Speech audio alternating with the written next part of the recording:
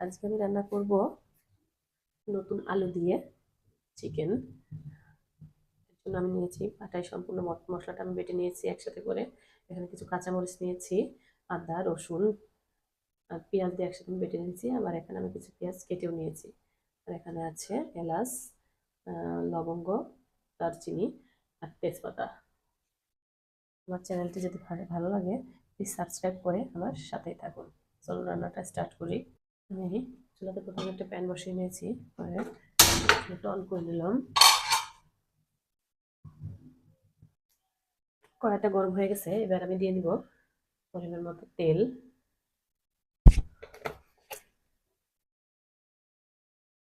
এরপর আমি দিয়ে নেব এলাচ, দারচিনি, লবঙ্গ আর তেজপাতা।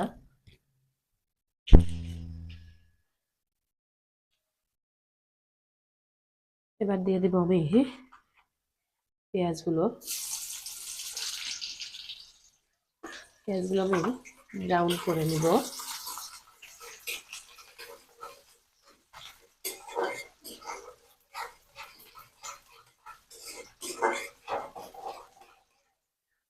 পেঁয়াজটা ব্রাউন করে নিয়েছি। এরপর আমি দিয়ে দেবো মশলা বাটা। আমি সমস্ত মশলা একসাথে বেটে নিয়েছি। পেঁয়াজ, আদা, কাঁচামরিচ, রসুন দিয়ে আমি একসাথে সুন্দর করে পাতা বেটে নিয়েছি।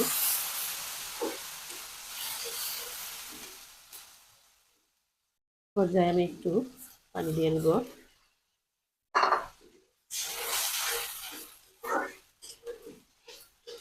আপনারা একটু কাঁচামরিচ দেওয়ার চেষ্টা করবেন, তাতে টেস্টটা অনেক ভালো আসে।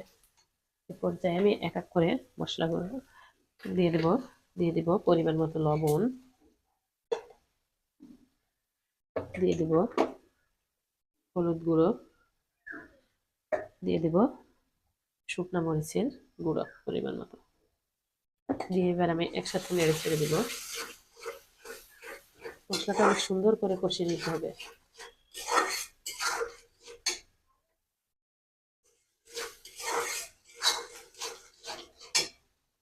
মশলাটা অনেক সুন্দর করে কষিয়ে নিয়েছি। এই পর্যায়ে আমি দিয়ে দেব চিকেনগুলো। সুন্দর করে উল্টে পাল্টে দিব। আমি আলুগুলো একটু পরে দিব, যেহেতু নতুন আলুগুলো আমি ভেজে দিব না, আমি সরাসরি দিয়ে দেবো, একটু পরে দিব যাতে আলুগুলো ভেঙে না যায়। এবার আমি একটু ঢেকে দিব। আমি ঢাকনাটা খুলে মাংসটা একটু নেড়ে চেড়ে দিব। সুন্দর করে ছেড়ে দিচ্ছি। এ পর্যায়ে আমি কষানোর জন্য একটু পানি অ্যাড করবো, যেহেতু মাংসটা সিদ্ধ হতে একটু টাইম লাগবে। এটা হলো বাড়িতে পোষা পোলট্রি, সিদ্ধ হতে টাইম লাগবে। হালকা একটু পানি দিয়ে সিদ্ধ করে নিব।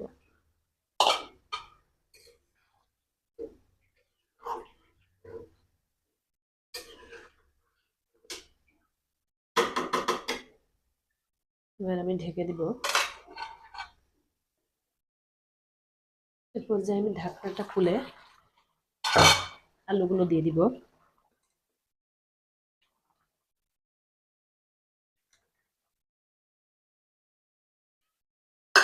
আলুগুলো দিয়ে আমি সুন্দর করে নেড়ে চেড়ে দিব। দেখুন বন্ধুরা, মাংসে কত সুন্দর কালার চলে এসেছে। দিয়ে আর একটুখানি ঢেকে দিব। এবার আমি ঢাকনা খুলে মাংসটা একটু নেড়ে চেড়ে দিব। ঝোলটা টেনে এসেছে, আমি সুন্দর করে কষাই করে নিব।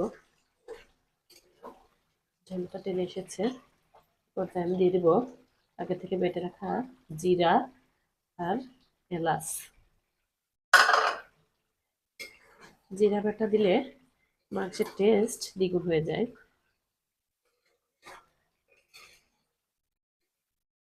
আমরা ভাজা জিরাটা ইউজ করি না, কারণ ভাজা জিরা আমাদের বাসায় সবাই খেতে পছন্দ করে না।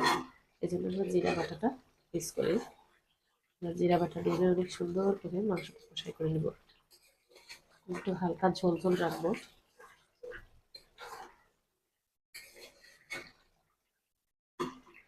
মাংসটা অনেক সুন্দর করে কষিয়ে নিয়েছি।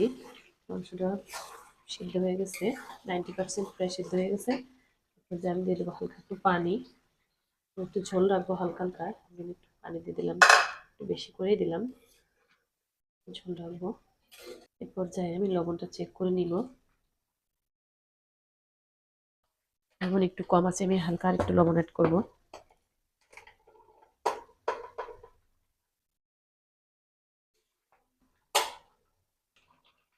হয়ে গেল আমার মজাদার স্বাদের নতুন আলু দিয়ে চিকেন রান্না। শীতের এই সকালে এরকম যদি চিকেন রান্না থাকে নতুন আলু দিয়ে, তাহলে আর কোনো কিছু লাগে না। আমার ভিডিওটি আপনাদের কেমন লাগলো অবশ্যই লাইক কমেন্ট করে জানাবেন। আর যদি আমার চ্যানেলটি ভালো লাগে অবশ্যই সাবস্ক্রাইব করতে ভুলবেন না।